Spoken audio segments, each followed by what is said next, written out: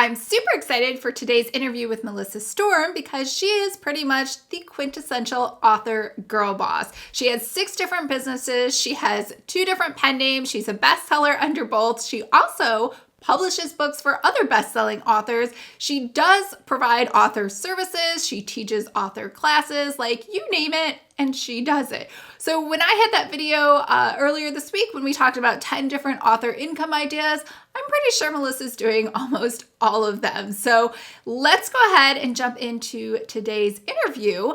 And also, if you aren't familiar with her cozy pen name, it is Molly Fitz. They are one of my favorite Cozy Mystery series, so make sure to check those out too.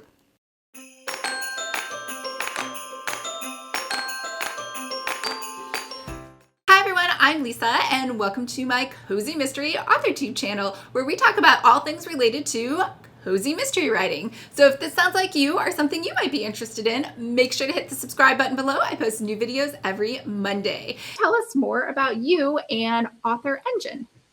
Okay, well, your author engine is one of my 6 businesses. So it's really, 6? Yeah, wow. It's really cool to talk about that today because that's usually one that doesn't get as much publicity.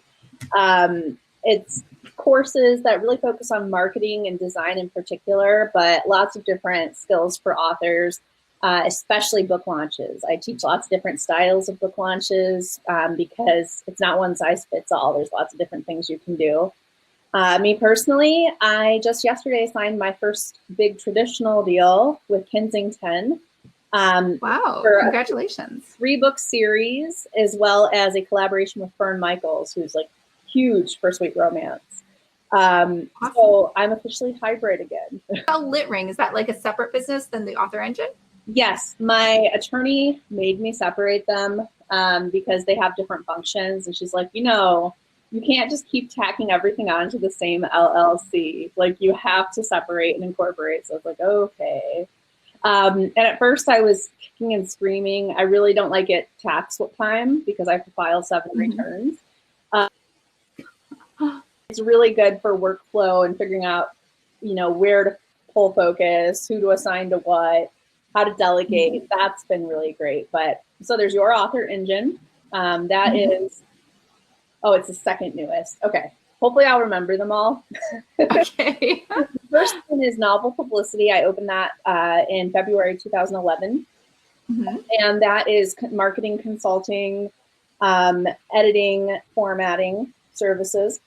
And then we have the second business was, I think chronologically, LitRing. So LitRing is big group promos, ad services for authors, things like that. Giveaways for readers. We have the author site. The author site predates LitRing. That's web design and design services. Partridge and Pear Press is my personal imprint where I publish my books, but I also now have a publishing house where I publish other authors' books, Sweet Promise Press. That launched September of this year.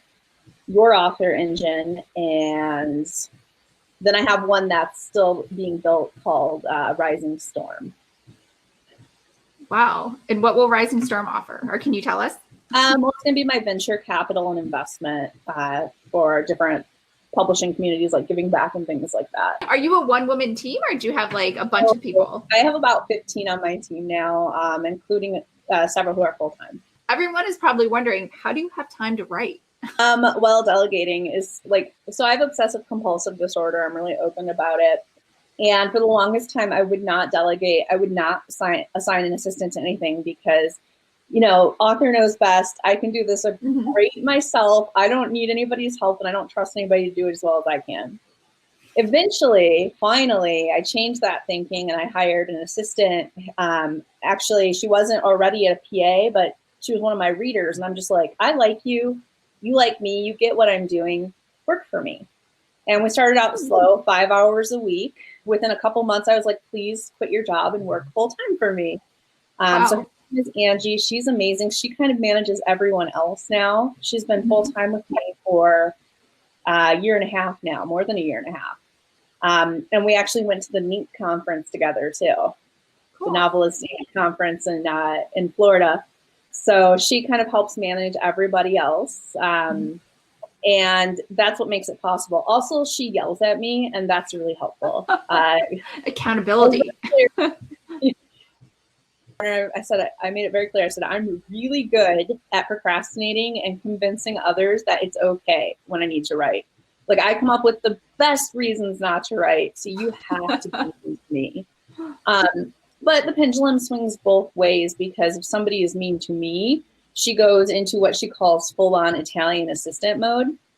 So she lets her sass out, and she handles the business. Wow. But she also manage me, which is... So that is how the writing gets done. Just today, I'm editing 11 chapters. So very rigorous timetable there. Okay, good.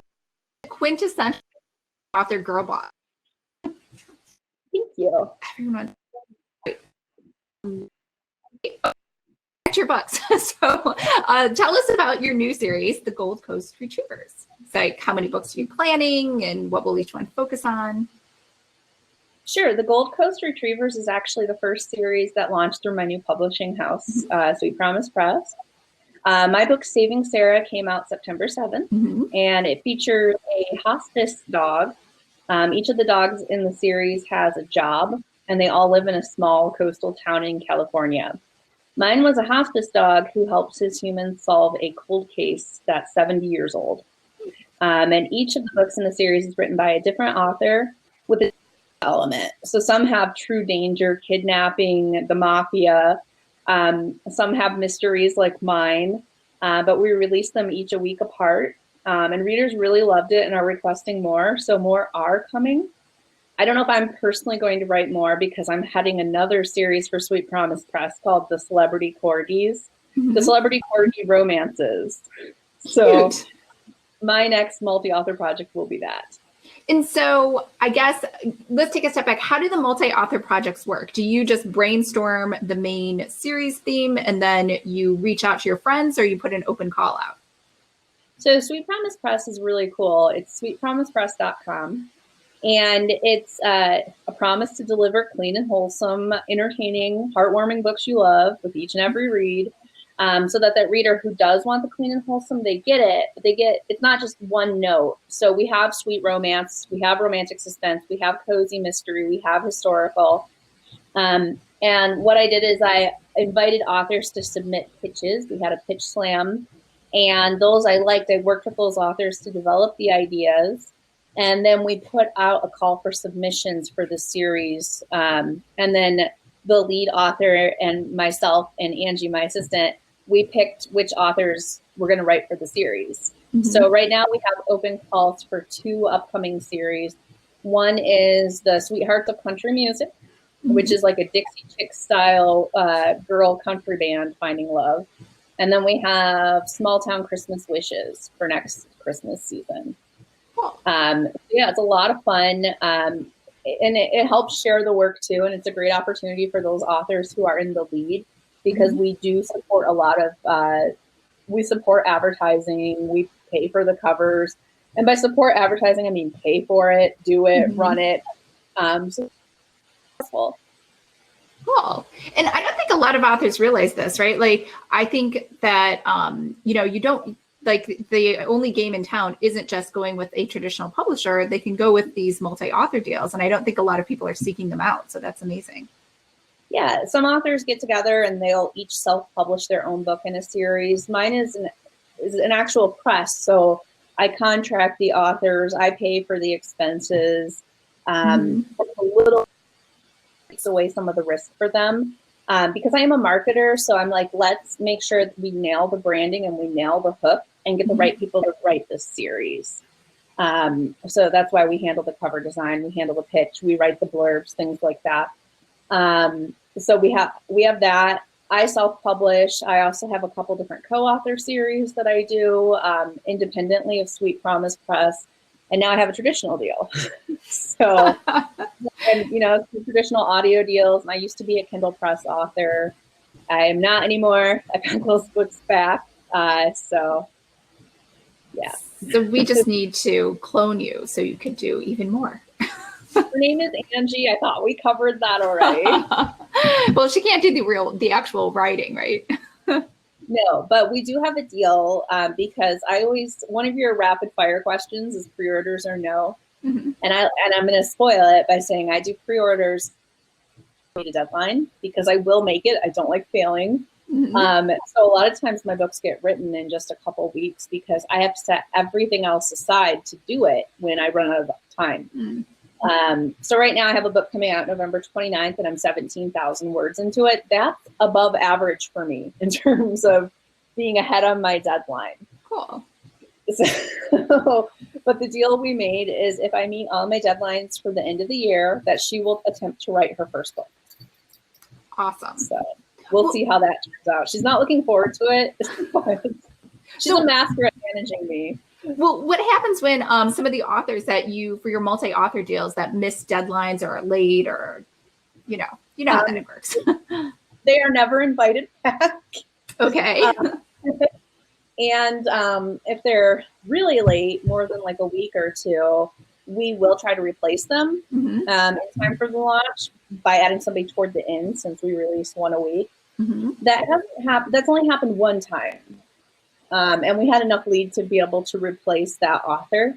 But mostly we make it really clear the expectations signing up. And there's a sense of community. They're not writing in a bubble. We have groups. We talk about things. We build our series Bibles. Mm-hmm. So far, it's just worked really well and been really easy. Pricing strategies. So you write a lot of series and there's been so much talk. And, before people used to say free and then $1.99, then $2.99. So what's working right now? That's tricky because it really depends on what you get your readers to expect. I like to say there's 3 tiers or 3 stages of authordom. Stage 1 is I just need somebody to know I'm there. Download the free book, get it for 99 cents. Just know I'm there. Mm-hmm. Move some copies. Stage 2 is, okay, they know I'm there. Let's get them to actually pay money and to actually read the books. Mm-hmm. So that's kind of where I am. I'm in the stage of conversation where I don't focus on buy now. I focus on start reading today. And that's a different type of conversation with readers. Stage 3 is the holy grail where we all want to be, where you have those rabid fans who will launch anything you put to the bestseller list. So obviously there's lots of decimals on stage 2. But even the authors at stage 3, they have to keep struggling. They have to keep learning new techniques to make sure they stay there. Because I know a lot of people who have slipped back down.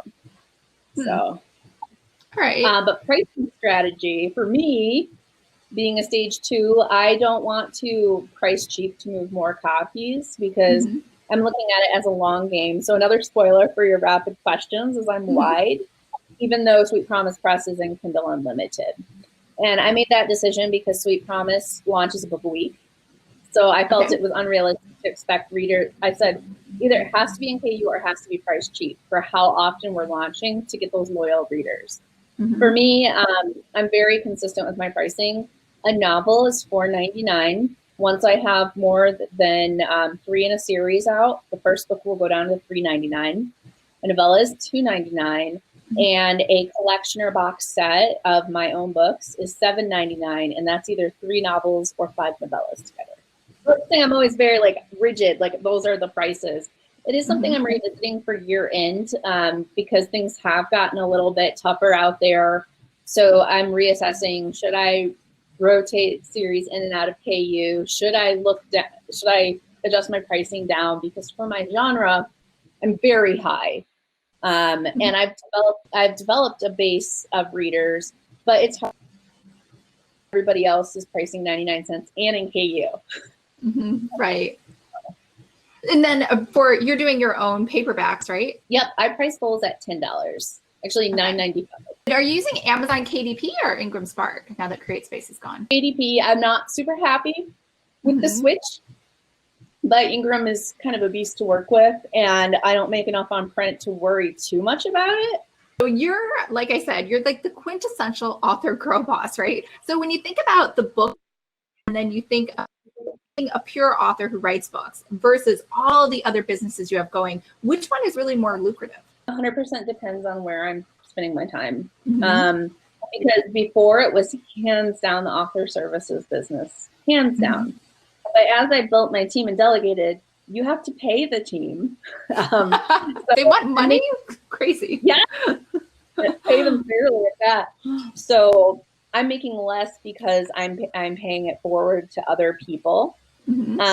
So my author royalties have been increasing because I don't have to spend as much time consulting and running promos. I can spend the time writing and promoting my own books. Mm-hmm. So right now they're fairly, since I just got my first big advance, writing pulls ahead. So I'm like, oh my gosh.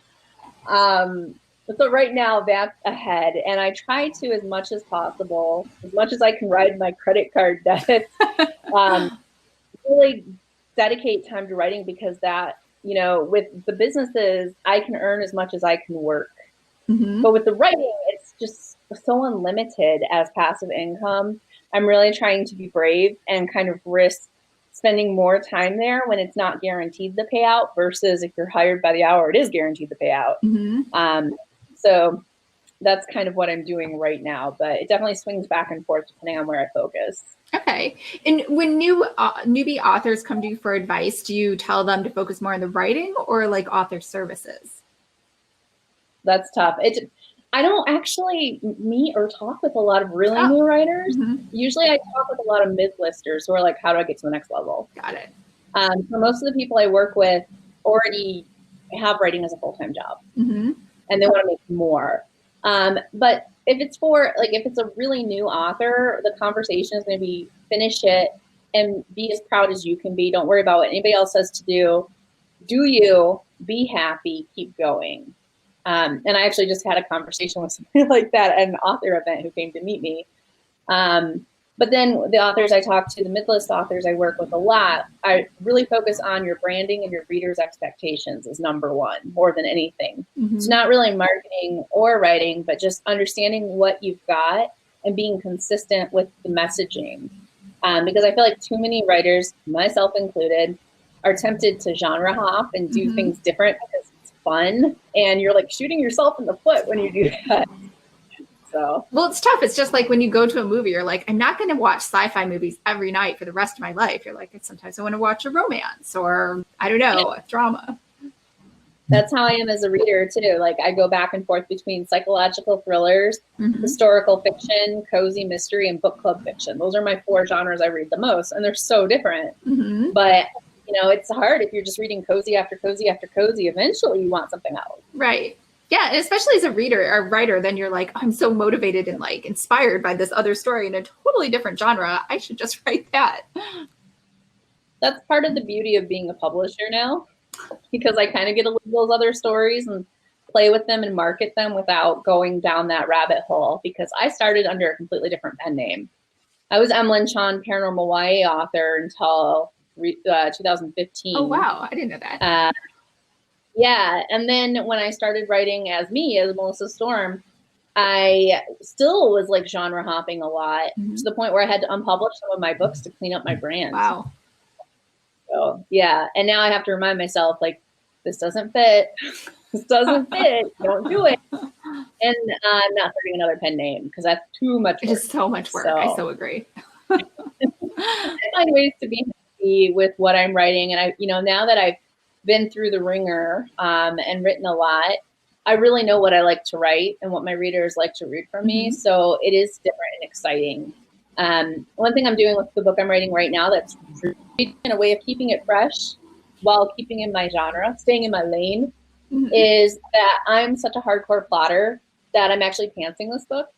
And I still kind of plot it in my head. Like I kind of know where it's going generally, but not having an outline, it feels like completely different. I've had to stop myself several times from going in and plotting it. Right. But I really enjoyed pantsing this one. So I've decided I'm going to pants this series, and it's my first Southern fiction. And I'm like, this languorous thing, this works for Southern fiction. So it's still sweet romance. It still has dogs, but it's just a little different. Cool. All right. Yeah. Okay. So you have a lot of courses inside your author engine. So there were, last time I counted, and who knows, because you're so busy, but there were 15 last time. Maybe there's more now. Well, which one's the most popular? Like, which ones? Which ones should authors start with? Hands down, the book launch courses. Those are the ones people really love with different styles. The first time I hit the USA Today bestsellers list, I chronicled the whole journey as I was going. I'm like, I'm going to hit the list and you guys can watch. And thank God that worked. Yeah, that's a pretty big prediction. No, yeah, I'm stubborn about my goals. So I was like, this is what I'm doing. This is like, we had mental health talks during launch week. I think I didn't cry, but I might have cried on camera. I'm not sure. It's very stressful doing a list run. I'm sure. I'm better at it now. The second time there were no tears and it was all good. But there's different styles. So launch to list, launch for profit, the audiobook launch, relaunch and reinvigorate. That's my favorite and a great place to start because it's a little shorter. And then there's a bunch. Right now I'm doing the e-commerce engine, and that one has been plodding slowly along because I lost my voice for a month after the RWA conference. Oh no. And then I went to the Mink conference and I got like a skin disease from Florida. Shut up. Are you okay? That's so scary. I definitely physically manifest my stress. Like I'm 33 and I'll get shingles if I'm pushing it too hard. And I got I guess too much sun and I wasn't even outside that much in Florida. Like give me a break. But these things keep happening. So I'm You're like, here so young now. Oh, I know. You're so young. I'm 44. So you're like half my age. I don't think that's how math works, but you look amazing. But it feels like you're half my age. All right. So e-commerce is plodding along because you're still finishing that up? Yes. Okay. That one's been harder. I found that I actually prefer doing the book launch courses as well. And that's kind of what I'm known for, the different styles.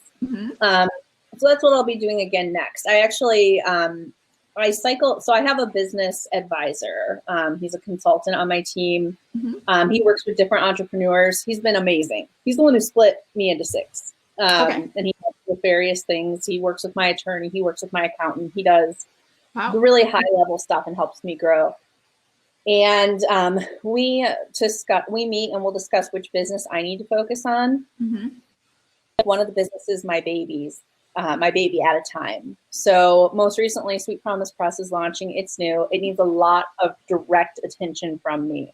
I already have a list. Your author engine is going to be my baby in December. So I have a list of here's what I'm going to do. Here's what I'm going to work on. Here's what I'm going to change. Here's what I'm going to offer to students. So a lot coming up with that one because it's my next favorite child again. Awesome. So, okay. So what's the name of the course where you chronicled your launch to New York Times bestseller? The book launch engine, launch to list. Launch to list. Okay. And if for the newbie starting out who hasn't written a book, what's the best course for them? They haven't written a book yet. They're still like, I meet so many, like 90% of my audience is aspiring. Oh man, that's hard. Not the book launch engines then, core engines like the author design where I do a lot of Photoshop, Canva, iMovie, After Effects tutorials, the newsletter engine about how to engage your readers. I have a free course called the Quick Tip Engine.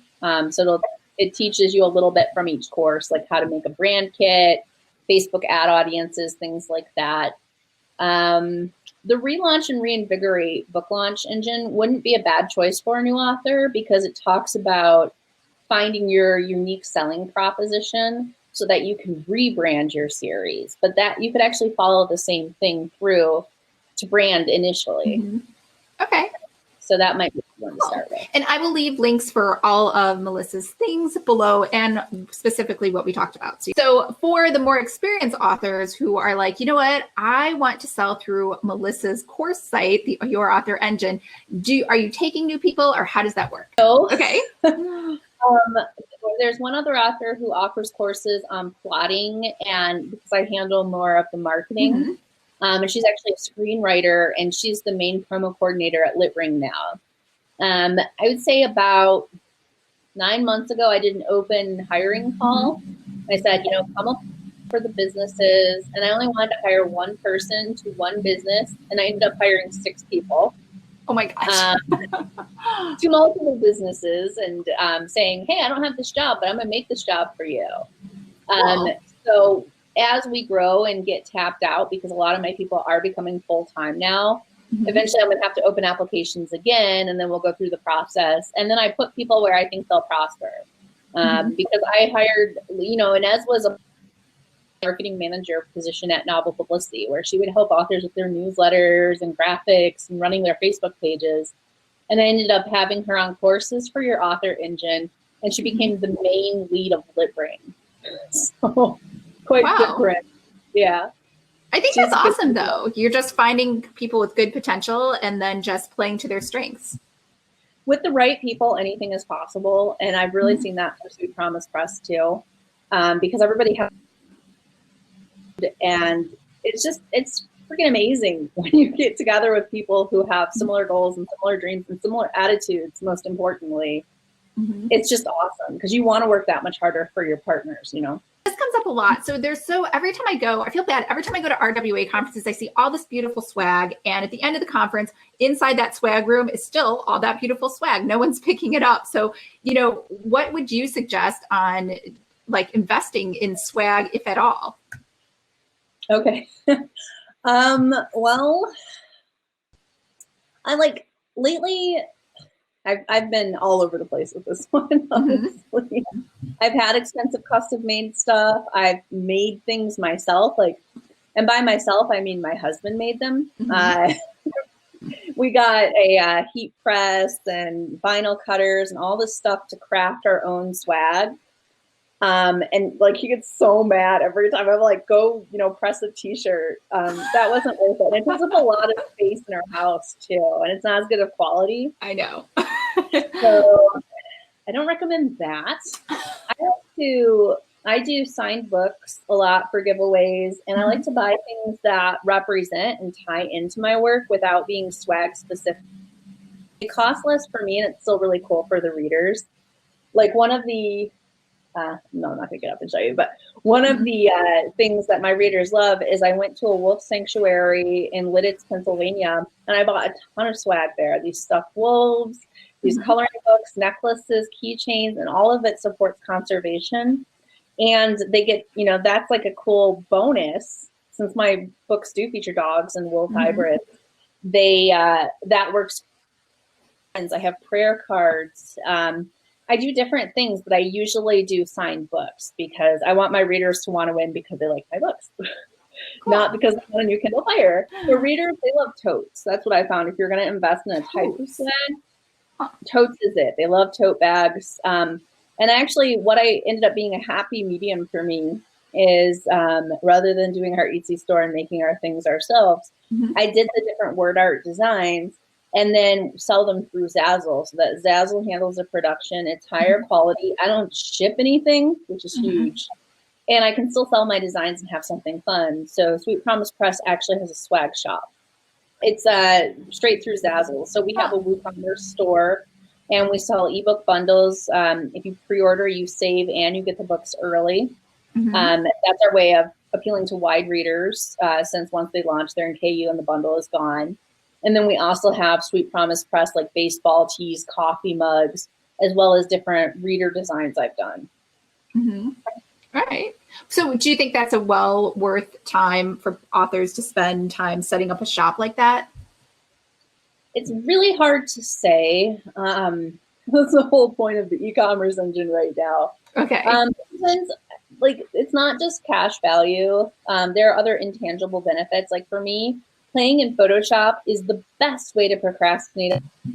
I'm so happy because I just hide in Photoshop. I can't see Facebook notifications or emails. My assistant can't find me, and I'm really happy there. So for me, it's worth it because I'm going to play around anyway. I'm going to sell them.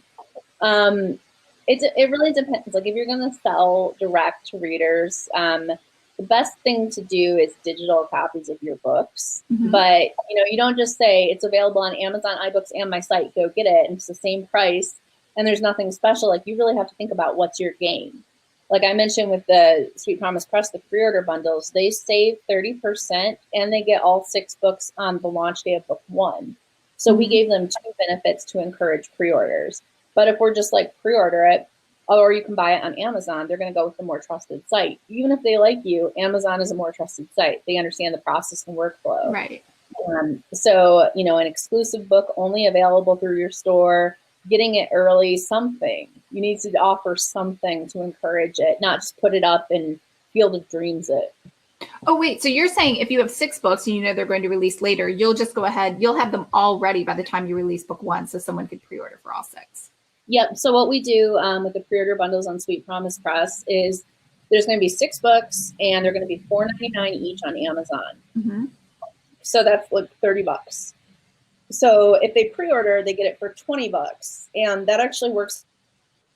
We cut out the Amazon share. Amazon's not getting 30% of what I sell direct. So the authors still make the same royalty. Mm-hmm. And we get a discount for the readers. Plus, we give them the whole bundle when book 1 launches. So awesome. They can read it early. Yeah, that's a really great idea. You're right. Like, otherwise, I would rather just buy from Amazon. It's so much easier. Like, then I don't have to figure out how to email the book to myself, right? Yeah, if I miraculously find time in my writing schedule, I'm going to write like a novella or a short story, Where Are They Now characters thing that's exclusive in my store and not for sale anywhere else. Mm-hmm. And I'll make it like a quarter. I just want to know who's buying my books. That's all. Right. Because you have who's clicking on your books, but that's not necessarily who's buying your books. If you know who is actually buying, that like it's such powerful data. Like I can customize my messaging to them. I can give them increased rewards. I can create lookalikes based on them for advertising. Mm-hmm. So that's part of my game with e-commerce. Cool. Always thinking like a Facebook ads manager. Yes. So let's talk about selling books direct to readers that are physical books. Are you using PayHip, or I think there's Sparks, Aereo? I don't even know if that's like still a thing. WooCommerce. I'm a big WooCommerce fan because I'm a WordPress developer. It's not my favorite thing to do because you have to ship it. Mm-hmm. And I don't want to charge extra. And again, like they can order it through Amazon and get free shipping. They won't have my signature, but when you add in the work of shipping it, and then the cost there, and it just doesn't feel like a great deal to me. So, maybe bundle it with the ebook or do something else. So it's something that I technically offer, but I don't really put any focus on. I'd rather just do giveaways for signed copies for my readers. And so if you're doing that, then are you ordering like a mass order from Amazon KDP and then you just have like a stockpile of inventory at your house? That is correct. Okay. Luckily, we have a big house, but I have like 500 copies of one of my audiobooks on CD because the publisher is like, okay, if you buy less, it's like $15 a copy. Or if you buy 500, it's $3 a copy. I was like, okay. So many left. So whenever somebody's like, will you make a donation? I'm like, yes, I will send off. You're like, you can have them. Cool. So yeah, that's the biggest thing. But yeah, I have an inventory that my brother keeps. He lives with us. So he keeps the inventory at the house. And then he shares it with my assistant who's in Charleston, which clearly I'm in Michigan. And we all coordinate the stock. Wow. So probably not, unless you really want to make a lot or do this, then forget the whole selling direct for physical books, right? I mean, it's a lot of effort for not a lot of payoff. You're probably gonna make a higher royalty on your ebook, and not Amazon will deliver it. Or if you're selling it direct, BookFunnel will deliver it. Versus all that work of, hey, do I have a copy? No, crap, I have to order it. Do I need to rush order it extra for shipping? Crap. Right. What is your specialty in terms of coaching authors one-on-one, or do you even do that? Hire by hour program. So if you go to novelpublicity.com/hire, you will see the Hire by Hour program with me. And we'll do a screen share with Zoom. I can record it for you. I can take over your screen for you. There's 2 things I'm asked to do over and over and over again. Ads. So I can do an ads audit, look at your ads, tell you what you could be doing differently, or teach you from the beginning, or book launches. I'm launching a book. What do I do? I haven't launched a book in 2 years. This is my first in the series. How can I plan this launch? And we'll plan it together. So those are the two main things I do. But I've also done a lot of work with newsletter automations and templates, and scrubbing lists. I did a lot of that during GDPR. Okay. And yeah, like hire by hour is literally anything the author needs help with. Branding, author bios, like, you know, I can work with you. I can do the work. I think you get a lot out of it if we work together live, because then you get the work, but you also get the process and a bit of learning, especially since we record it. Got it. Cool. Awesome. And so you are just like a jack of all trades. It really doesn't matter. They can ask you anything during that hour. They don't even have to prep you, right? No, if there's something I don't know, I will be very forthcoming and say who to go to and even refund the call. But so far that hasn't happened because I've been in this industry a long time. I work in a lot of different areas, and I like to master skills because I have OCD and I have to. Once I start something, I have to be the best at it. Right. So it's not super common that I can't help with something. Got it. I cannot think of a single example. I'm sure there are things I don't know for sure, especially if you break out of publishing and marketing. So yeah, come take on the challenge. Find something I can't help with. Cool. And then, so you don't outsource that one-on-one call. It's always they get you directly, not an assistant or somebody else on your team. Correct. Yeah. Okay, cool. And then do you sell packages, or is it always like 1 hour increments? I have before, like an author, like with the newsletter automations, an author will need a lot of help on their newsletter, and we'll do the initial call. I'll say, okay, here's what we talked about. Here's the plan. Here's my estimate of hours. So then they might be like, okay, it's 7 hours, and I'll go through the work and I'll keep them updated. I don't think I underestimate. Sometimes I overestimate a little, so they have a bonus hour at the end. But yeah, so in that sense, packages. But I don't work for authors directly except through managed ads with LitRing, and I don't take any new clients right now. Okay. But I have other team members who do that work at a lower cost, who are great and do take new clients. Right now. So awesome. All right, are you ready for the speed round? Okay, here we go. First one, Mac or PC? Mac, hardcore. How many Macs do you have in your house, just out of curiosity? We only have 2 MacBook Pros. We have 4 iPads, 4 iPhones, 3 Apple TVs, and some other stuff. Apple Airport Express. I get so frustrated because when I'm doing hire by hour and somebody has a PC, it's so hard to control their computer remotely because none of the keyboard shortcuts work. And I'm like, why don't you have a Mac? Aren't you serious about life? My brother has a PC, and I get so mad at him just randomly sometimes. I'm like, why do you have a PC in my house? You need to get a Mac. Right, exactly. I don't even know why people are buying those. What for? I'm extremely passionate about Macs. All right, me too. All right, so Scrivener, Word, or Ulysses? Scrivener. Okay. Did you try Ulysses? Did you hate it? I haven't, no. Okay. Because I just switched, and I love Ulysses, which I thought I would be sad, but I'm much happier because it's a cleaner desktop. But just throwing that out there. All right, KDP Select versus Go Wide. Technically, I'm both because my publishing house is Select and I'm Wide. I think Wide is better for long. Select is better for short games. So it's a question I revisit at least twice a year for myself. Cool. And then pre-sales versus no pre-sales. Pre-orders so that the book gets written. Got it. Cool. All right. Well, thank you so much for being on and for sharing all of your great information and knowledge. Thank you very much, Lisa. All right. If you guys have any questions for Melissa or want to see her links, I'll leave all of those below. Otherwise, we will see you guys later. Bye.